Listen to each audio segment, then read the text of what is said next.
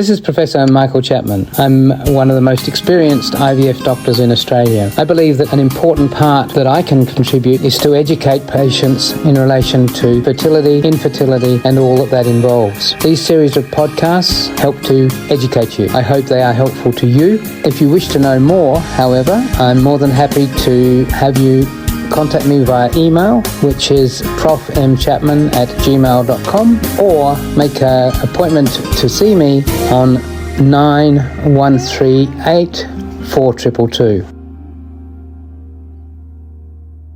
Now that we've talked about IVF and the indications for it, we might now talk about the process of IVF. What the goal of IVF is to produce multiple embryos. That's the whole concept of it, to make it more likely that you'll get pregnant.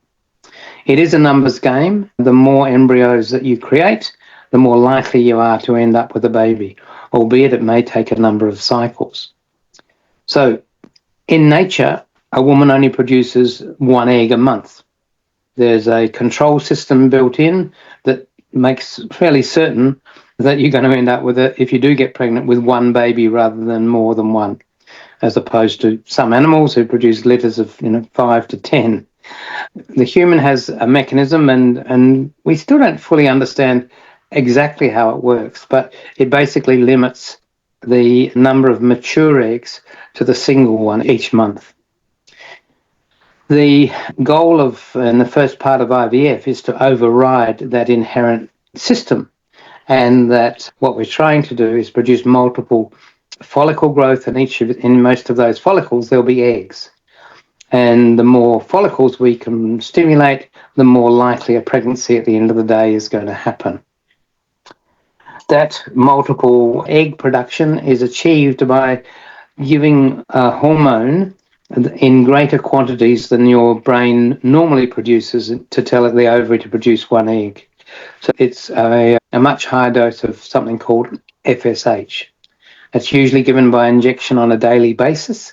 In your tummy, it's a subcutaneous injection, and not particularly painful, but it's usually every night we're doing that. So that's the first step in the IVF journey in terms of treatment. Generally, you'll start that on day 2 or 3 of your menstrual cycle, and that dosage will continue probably for, on average, 11 days. Sometimes it can be shorter, sometimes it takes longer to get those eggs to develop the way you want them to. And that is our first step, stimulation of the ovaries. The one thing we have to be careful of is that as we stimulate your ovaries to produce multiple eggs, your own body, and in particular the pituitary gland, doesn't think it's time to ovulate. And because if you ovulate before we can collect the eggs, then it's a wasted cycle. So we now control that by adding in a second injection from about day 5 of the cycle. It's a drug that switches off the pituitary and prevents the pituitary interfering with the controlled ovarian stimulation that we're undertaking. That second injection, and usually there's a couple of on the market, Cetrotide and Orgalutran, are added in to the FSH injections. Most importantly, along the way, so we know when it's right time to collect the eggs, we'll be watching hormone levels. That means blood tests, probably 3 in that first 2 weeks of the cycle, and then 2 or 3 ultrasound scans where we look at the ovaries to see how many follicles, what their sizes are, and whether they're getting ready to be harvested. For most women, by day 10 or 11, the ovary is ready to have the eggs removed. The follicles are of a good size, the hormone levels reflect multiple follicle growth, and we're then heading towards egg collection. The last step in terms of injections is what we call the trigger injection. And that occurs 36 hours before the operation to collect the eggs. That's a very precise timing because we know from nature the events that occur in the egg over that 24 to 36 hour period are vital to mature the eggs so that they will actually form embryos. Those in that 24 to 36 hours, basically the egg goes through a process where it kicks out half its chromosomes. So it starts off at 46 chromosomes. By the time we're ready to collect the eggs, it's back to 23 chromosomes. So that when it meets the sperm with its 23 chromosomes, we end up with back with the normal number, the 46 chromosomes. They are vital steps in the process of creating a pregnancy.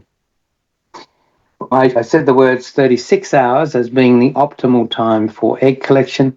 The window is probably a little bit bigger than that. 2 hours or even 3 hours later is still likely to produce good eggs.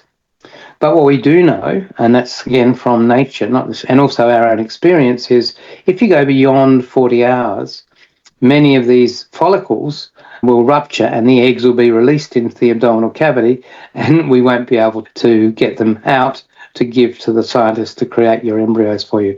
So it's pretty important that we do the egg collection before 40 hours. That's why we choose 36, just in case there's an issue in theatres or you get caught in a traffic jam. It gives us a little bit of leeway. And it seems that results at 36, 37, 38 hours really are no different in terms of success. And don't forget that you can access all the previous episodes by going to our website www.theivfjourney.com and select IVF Journey podcast from the navigation menu.